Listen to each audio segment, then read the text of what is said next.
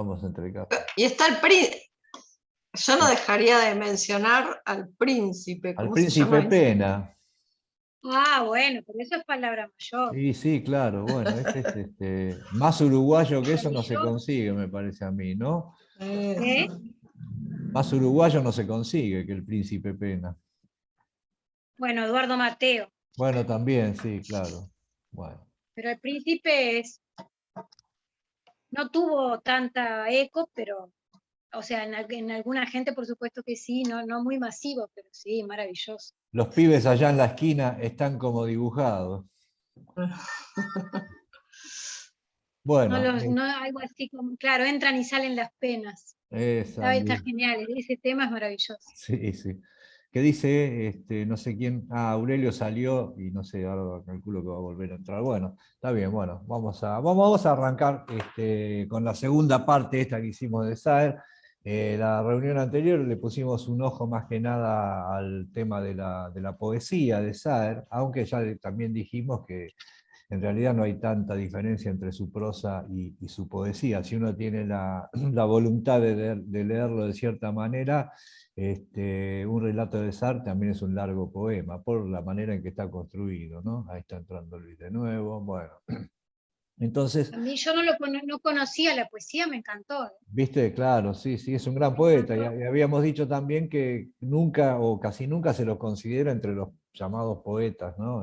Acá en Argentina, por lo menos, cada vez que se habla de poesía, se habla de Januzzi, se habla de Girondo, se habla Me encantó. de la Pizarnik, pero Saer nunca está en otro estante, ¿viste? Ya está en la narrativa y bueno, cuando alguien entra en un estante después es muy difícil correrlo, pero bueno, es un gran poeta, por supuesto, también. Y vamos a decir, vamos a nombrar algunas cositas que se me fueron pasando, ¿no es cierto? La semana pasada, digo, espera que estoy entrando, acá está. Vamos a hablar un poquito de lo que es la bibliografía de Saer, así tienen más o menos una panorámica, ¿no es cierto? Escribió muchísimo Saer, en realidad es una obra bastante extensa, ¿no es cierto? Y escribió en todos los géneros, salvo yo creo teatro. Hizo guiones para cine también. Hay que decir que Saer en una época fue profesor de cine en la Universidad del Litoral. Esto es algo que no habíamos dicho tampoco la semana pasada.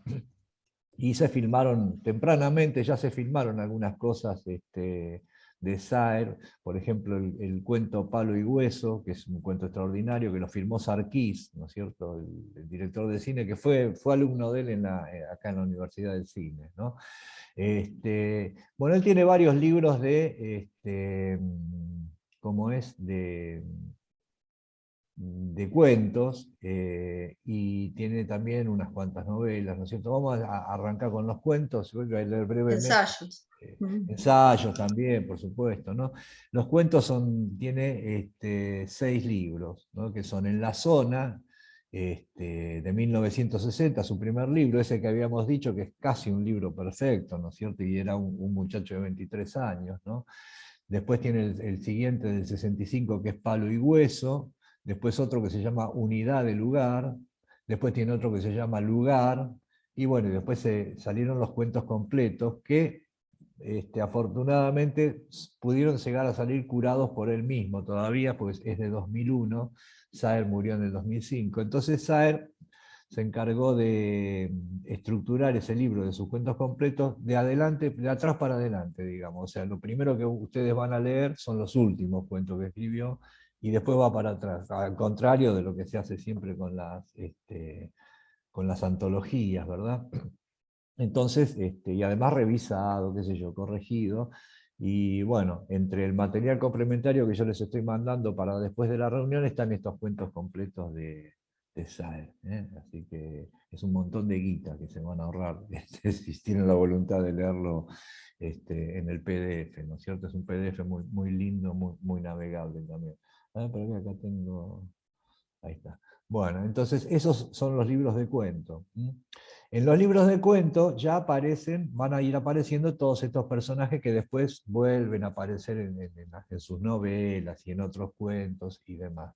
Tomatis, los gemelos Garay, Pichón y el gato, Leto, en fin, esos son los más importantes, sobre todo Tomatis, ¿no? Tomatis y Pichón Garay son una especie de alter ego de las distintas circunstancias de Saer, ¿no? Una especie, tampoco nos vamos a meter en esos asuntos. Después escribió unas 10, 12 novelas, más o menos. Las novelas son, ya se las digo, la primera novela es Responso, que habla de un jugador compulsivo, es una novela muy interesante.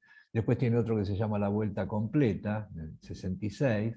Después sacó Cicatrices, en el 69, que está considerada ya su primera novela, digamos, perfecta no es la palabra, ¿no? Pero digamos su primera novela, la primera novela en la que él muestra ya su madurez narrativa. Acto seguido de Cicatrices, en el 74, aparece El Limonero Real, que pasó completamente desapercibido en su momento. Es una novela muy experimental, bastante complicada para lo que eran las lecturas de la época, eso hace también que haya pasado un poco desapercibida. Una novela que yo les recomiendo absolutamente, El Limonero Real. Habíamos dicho la semana pasada un poco que es una novela de comienzos. Acá hay una experimentación con una historia que se empieza a narrar, y llegado a un punto se vuelve a empezar a narrar, y se vuelve a empezar a narrar así 3, 4, 5 veces, ¿no es cierto? Cada envío de estos nuevos, que empieza igual, va teniendo pequeñas diferencias, de manera tal que al finalizar este libro, uno más o menos se hizo cargo de toda la historia, ¿no? Es una novela muy, muy densa en el sentido del contenido incluso, ¿no? Hay una pérdida de un hijo, en fin.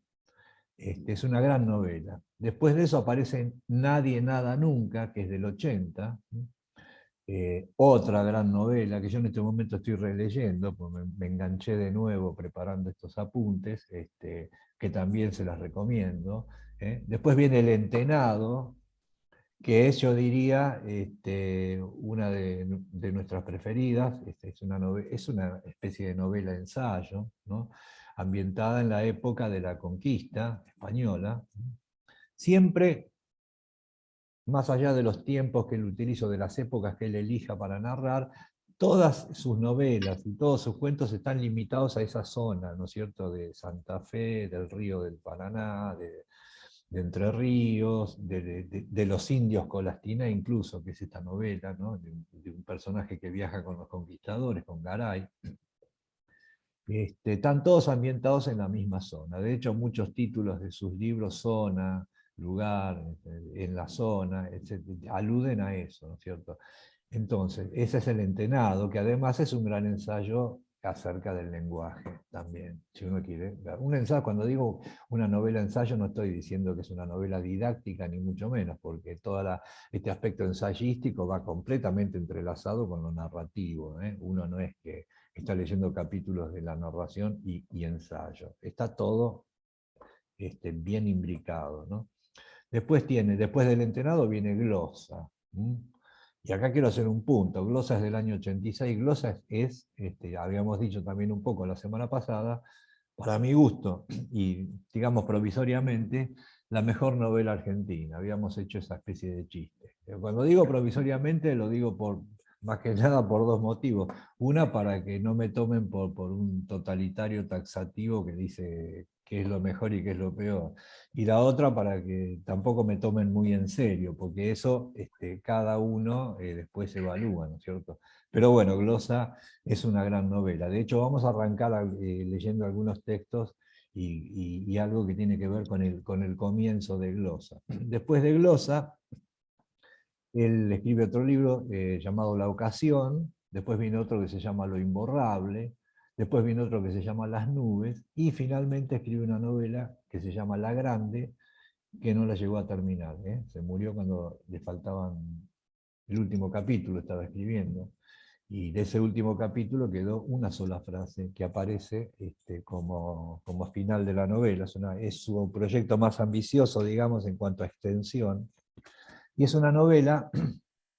Tal vez él se veía venir un poco su tema existencial, en el que Saer reúne, de alguna forma, después de mucho tiempo, está ambientada, digamos, en la actualidad, la novela, o en la actualidad de aquel momento, reúne a todos sus viejos personajes. ¿Dónde los va a reunir? En un asado que se organiza. O sea, esa novela es la organización de un gran asado, y algunos personajes ya no están más porque murieron en la ficción incluso, pero bueno, vuelven a aparecer Tomatis, los hijos de algunos otros personajes, y es una novela que habla, el tema también está bastante centrado en la literatura, en lo literario, ¿no es cierto? Recuerdos de juventud de los tipos, cuando inventaban movimientos vanguardistas y demás. Todo esto siempre ubicado en la zona, Santa Fe y alrededor, Rosario un poco también, menos, ¿no? Entonces, esas son las novelas de Sáenz. Lugar, perdón, donde ya no vivía desde hacía No, años. donde ya no vivía, claro. Sáenz se fue a vivir a Francia, a París, en el año ¿Cuándo? 68. ¿Mm? Él ganó una beca. Se presentó él con otro más, con un amigo, a una beca. Vinieron acá a Buenos Aires para aplicar a la beca esa, con toda la idea de que le iba a ganar el otro personaje, que no me acuerdo ahora quién era, y resulta que la terminó ganando Sáenz. Entonces era una beca por, qué sé yo, 6 meses.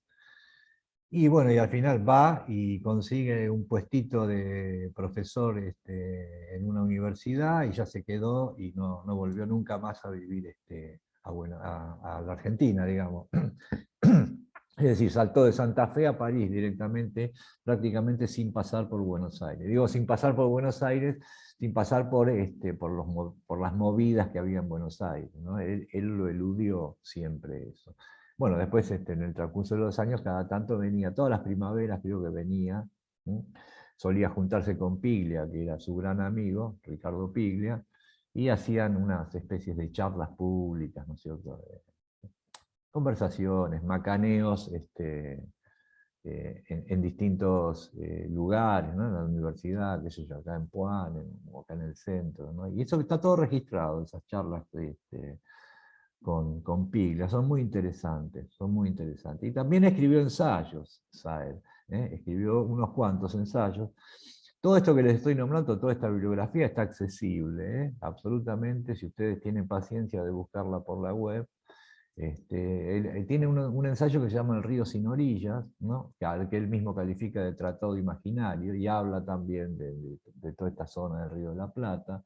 Después tiene otro que se llama El concepto de ficción, la narración objeto. Y después de muerto, se empiezan a publicar los papeles inéditos. Esto habíamos dicho la semana pasada, que bueno, pasa con todos los escritores, ¿no es cierto? De cierto fuste, una vez que uno se muere, empezando por la viuda, si la hubiera, o por algún amigo, le empiezan a revisar los cajones, y empiezan a aparecer papeles, entonces, bueno, se termina publicando todo, ¿no es cierto? Ahora, estos papeles inéditos son muy interesantes.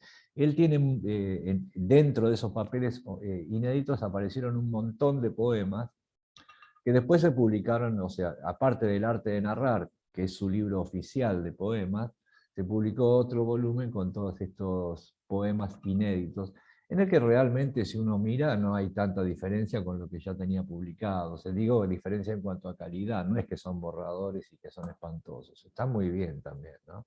Hay variaciones, hay mucho haiku, ahí van a encontrar, ya que hicimos la otra vez este seminario de haiku, van a encontrar como, qué sé yo, como 40, 50 haikus, y traducciones que él hacía de poetas japoneses. Las traducía del francés, por supuesto, no del japonés, pero digamos, son versiones bastante libres de un montón de haikus bien conocidos, muchos de los cuales vimos acá nosotros. Eso les puede resultar interesante también. Entonces, bueno, esa más o menos es la extensa bibliografía de Sáenz. Se da para leer unos cuantos años, ¿cierto? Entonces, No me quedó claro los haikus dónde se encuentran. aparecieron en los papeles esos inéditos que después se publicaron Ah, después de la muerte, en el volumen dedicado a los poemas, esos que salieron nuevos, digamos, o que encontraron. Son traducciones, tiene muchos haikus propios también, incluso en el libro que yo les mandé la semana pasada hay algún que otro haiku entre sus poemas. Entonces, bueno, yo les estoy mandando ahora como material complementario los relatos completos. De esos relatos completos, van a ver, o sea, están ordenados, ya les dije, de los más nuevos hacia los más viejos, es decir, los más viejos están al final. Yo estoy bastante cartesiano en eso, yo lo leí de atrás para adelante, ¿viste? Porque O sea, quería ver más o menos la evolución, ¿no es cierto?, de su expresividad, de su narrativa. Pero bueno, pueden leerlo en el orden que a ustedes se les ocurra. Yo les recomendaría que ustedes lean, si ustedes cuando lean los primeros relatos, los de juventud, digamos, van a ver que son bastante borgianos en cuanto a la presentación de seres marginales que hacen acordar muchísimo a aquellos compadritos un poco artificiales de Borges, ¿no? Tienen mucho de esa impronta de aquellos compadritos de Borges. Y bueno, después va evolucionando. Pero sobre todo, les recomiendo de los cuentos esos, dos relatos. Uno que se llama A medio borrar, que es casi una novela, ¿no? Es un relato bastante extenso, en el que el protagonista es Pichón Garay, que se está por ir a París, y es un relato maravilloso, en el que ya Saer está hecho completamente, ¿no es cierto? Si él hubiera escrito solamente ese relato ya sería digno de ser recordado, ¿no? Pero bueno, escribió además todo lo demás, ¿no? Y después hay otro relato ahí que se llama Algo se aproxima, ¿no? Y en ese relato, en el que aparece Tomatis y otro tipo más, y Barco, que es otro de sus personajes, hay muchísimo de lo que después va a ser el Saer novelista. Es como una anticipación de lo que después va a ser el Saer novelista. Incluso hay casi una prolepsis, diría yo, casi una anticipación de lo que va a ser un cuento que muy conocido de él, que se llama Sombra sobre vidrio esmerilado, que vamos a tratar de decir algo también de ese cuento, ¿no? Son unos amigos, como siempre, en una cena, son dos parejas, dos hombres y dos mujeres. En algún momento dado, una de las chicas toca la guitarra y canta una canción, supuestamente de su autoría, ¿no? Entonces se va mechando la narración un poco con las estrofas de esa canción. Y es algo así después lo que va a pasar en Sombra sobre vidrio esmerilado. Son grandes relatos, y son situaciones muy vívidas. Siempre, toda la narrativa de Sartre lo pone a uno casi físicamente en la situación que están viviendo los personajes, en el calor, en el clima, digamos, en el olor del agua, en el olor de las comidas que abundan en los relatos de Sartre. Entonces, bueno, más o menos esa es su bibliografía. Es decir, estuvo activo, digamos, desde el 60 hasta el 2005, que es cuando él muere con esa novela incompleta que se llama La Grande, ¿no es cierto? Así que ese es más o menos el panorama. ¿Les quedó alguna cosa de la semana pasada colgada que ustedes quisieran preguntarme ahora o que podamos poner acá a consideración de la amable audiencia, como dijo Luis? ¿No? Bueno, ¿qué va a hacer? Entonces voy a tener que inventar alguna cosa. Bueno, vamos a decir, entonces vamos a arrancar a leer algunas cositas. Y deteniéndonos, siempre estos son como visitas guiadas, ¿no es cierto?, que nosotros hacemos. A mí me gustaría llamarles la atención sobre algo que, si me dan un momento, porque yo tengo que tener todo abierto y hay algo que siempre me olvido de abrir. Bueno, acá está.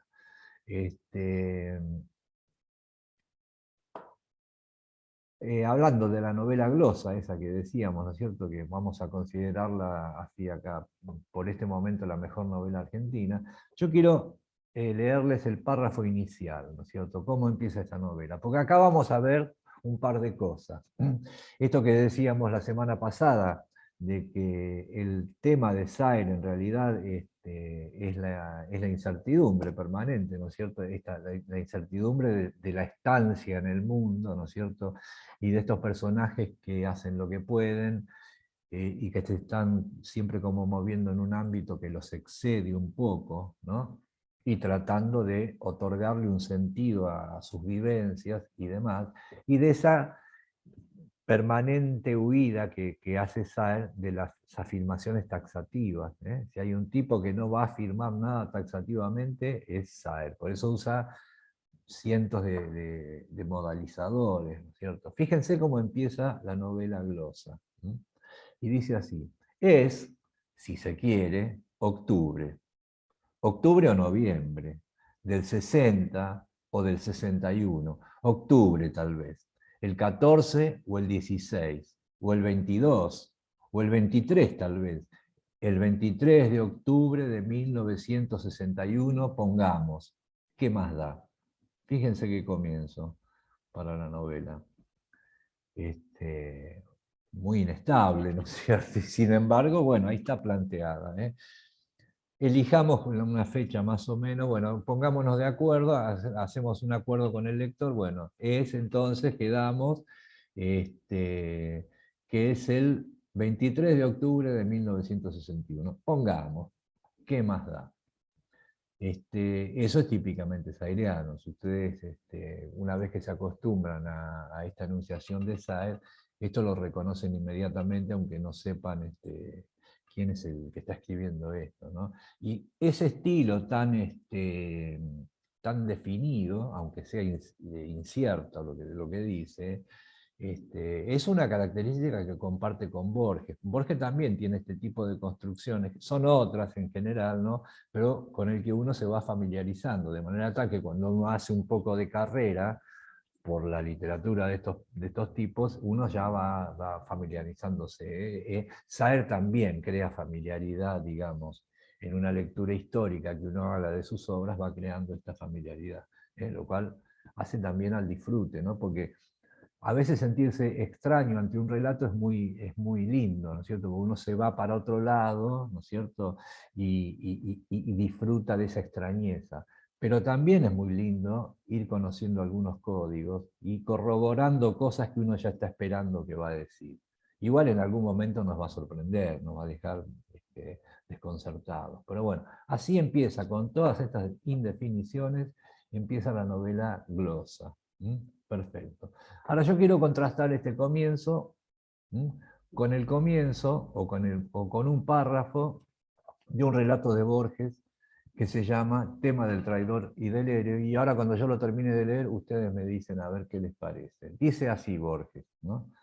La acción transcurre en un país oprimido y tenaz, Polonia, Irlanda, la República de Venecia, algún estado sudamericano o balcánico. Ha transcurrido, mejor dicho, pues aunque el narrador es contemporáneo, la historia referida por él ocurrió al promediar o al empezar el siglo XIX. Digamos, para comodidad narrativa, Irlanda, digamos 1824.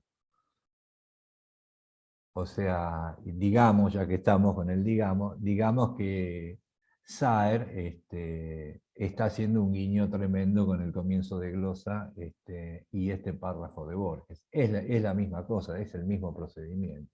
Digamos Sí. por comodidad narrativa, ¿no? Y un poco, muy diferente, pero me hizo acordar también al comienzo del Quijote. Bueno, De la mano, de cuyo nombre no quiero no quiero acordarme. acordar. Exactamente, claro, sí. O sea, porque en realidad no es que se invente nada acá, porque, digamos, estas cosas están... Ahora, es muy claramente, ahí tenés el marcador borgiano. Entonces, cuando decíamos, y sin embargo son textos muy distintos, obviamente, el vocabulario es distinto y demás, pero la impronta, el procedimiento y aquello hacia donde apuntan es lo mismo. Por eso decíamos, presentábamos a estos tres autores, tanto Puig como Saer como Aira, como soluciones post-borgianas, ¿no? Pero sin embargo, decíamos también que los tres, de alguna manera, son borgianos. De alguna manera, a través de utilizar estos procedimientos y por la situación de los personajes. Eso comparten con Borges, personajes Pues que... Sí, hay en esa misma novela, yo había subrayado algún párrafo, el tema de que todo cambia, pero todo sucede de vuelta como por primera vez. Es decir, ¿viste esa idea de Borges de que todo es bueno, él se refiere ahí en la novela glosa en una parte de la primavera, creo, si no me equivoco. exacto, Una mañana de primavera, ¿no? Que dice que exacto. va cambiando, pero es siempre la misma, digamos, siempre la misma vez, la temperatura sube, las nubes se disipan, pero es como que la vemos nueva cada vez que la vemos, pero es siempre la misma, ¿no? Es esa Eso también. periodización, esos ciclos de Borges, ¿no es cierto? Ah, Que se van ciclo. repitiendo las cosas, tal vez con distintos personajes, pero que arquetípicamente son la misma cosa, digamos, o sea, vienen a representar la misma función. Claro, eso lo tenés en Saer también, absolutamente, Sí, esa sí, repetición. en esa misma novela. Sí, sí, sí, claro, claro. Y además, o sea, la diferencia, o sea, ese es el procedimiento, eso es lo que hay detrás de la intención narrativa, o sea, de expresar eso. Él lo expresa de esta manera, Borges lo expresa de otra manera, ¿no? Con alusiones a escuelas filosóficas, Igual la muerte de César, ¿no?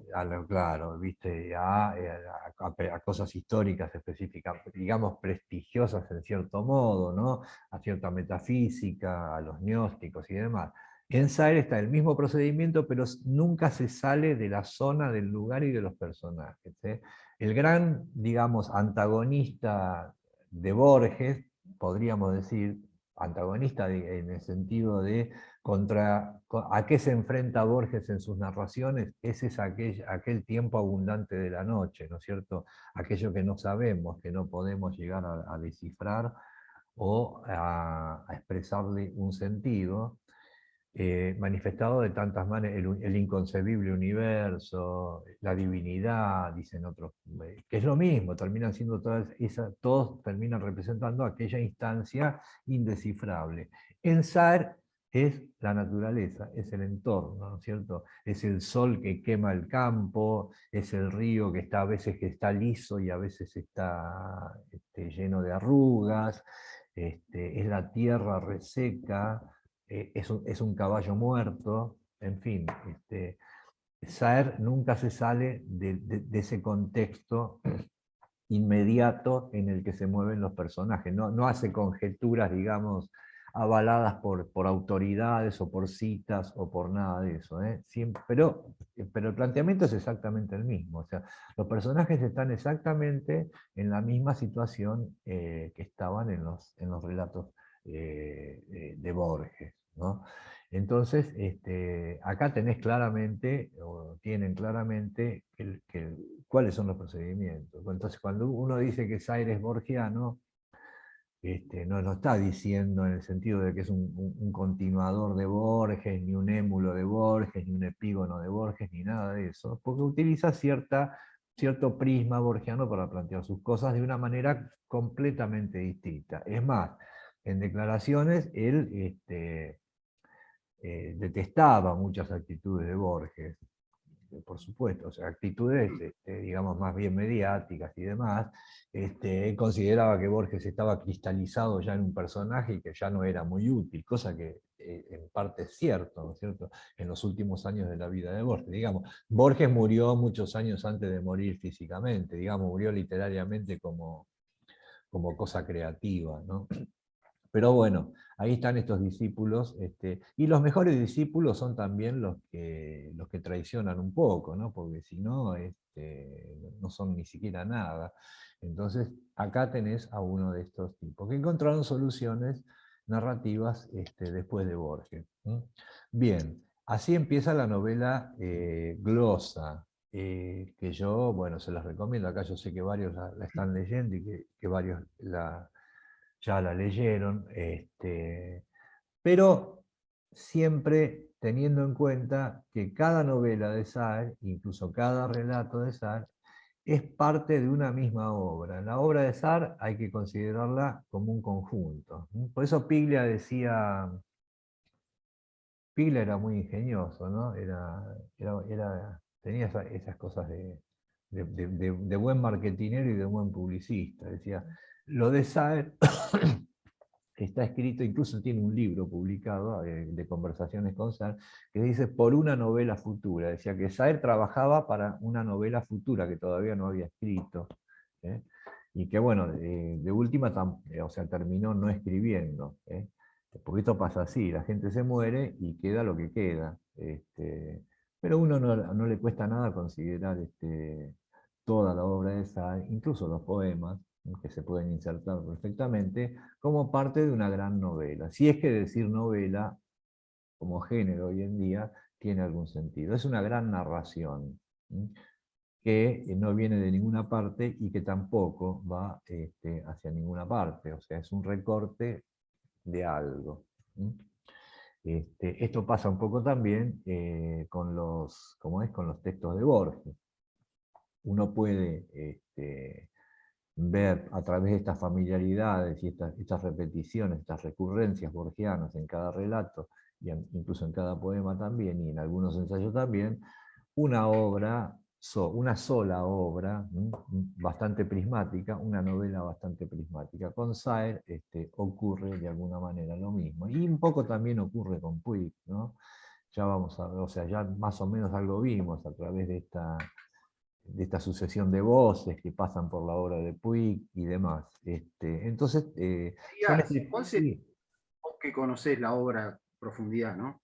¿Cuáles serían los temas de Saer, digamos? Si vos viste que cuando se habla de Borges, bueno, se suele sintetizar, ¿no? El tiempo, el laberinto, 3, 4 temas. Los temas de Saer, ¿qué? Uno es la amistad. Mirá, El país. a ver, un cachito me paro en Borges, ¿no es cierto? Esto que vos dijiste de los temas de Borges. O sea, eso que vos nombraste, el laberinto, qué sé yo. No, te digo, como si No, se está suele bien. sintetizar, no es Sí, que lo sí, que sí, pienso sí. yo, No, no, por supuesto, pero esos son más bien los tópicos que o utilizo. O tópico, sea, bueno. los temas de Borges, o sea, digamos, yo diría que el tema de Borges básicamente es y de Saer también, o sea, el tema es la dificultad de asimilar el universo, ¿viste? O sea, la cosa... ¿eh? El enigma. El enigma es de la presencia, de la estancia del hombre en su situación, digamos. Son situaciones, los dos y los tres también, digamos, Puig y Aira en otro sentido también, son situacionistas en ese sentido. O sea, a través de la presentación de una situación con extrema nitidez, sobre todo en el caso de Sal, también en el de Borges, lo que se deja traslucir es que no podemos afirmar nada. ¿Te acordás? O sea, esos textos que leímos la semana pasada, y mi mano no aferra nada, decía el vidente aquel, y después el otro que mojaba la galletita y de eso no sacaba nada. En los personajes de Borges pasa lo mismo. Están inmersos en una situación muy minuciosa, muy puntual, a veces muy violenta, y sin embargo son como, esas situaciones no, tienen no pueden refrendarse con algo de afuera.